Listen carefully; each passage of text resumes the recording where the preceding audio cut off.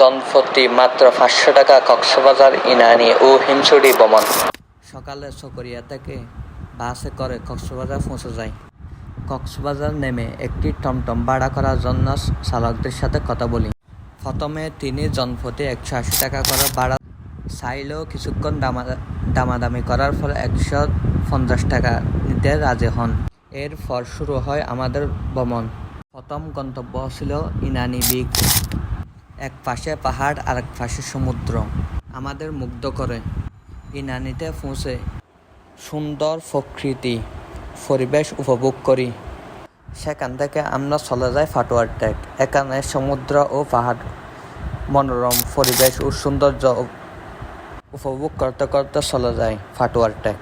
এবং ফাটোয়ার টেক গিয়ে বন্ধুদের সাথে আড্ডা ও গল্প করে চমৎকার এক্সপিরিয়েন্সের মধ্যে আমরা পার করি। পরবর্তী গন্তব্য হচ্ছে হিমছড়ি।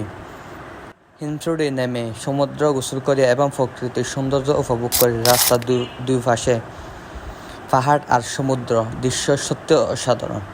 ইনানি, ফাটোয়ার টেক ও হিমছড়ি ঘোরা শেষ করতে করতে বিকাল হয়ে যায়।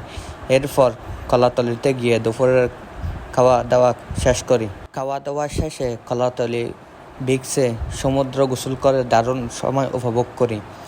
সন্ধ্যা নামার সঙ্গে সঙ্গে আমাদের একটি ছোট্ট ভ্রমণ সমাপ্তি ঘটে। এরপর যার যার বাড়ির উদ্দেশ্যে রওনা দেই।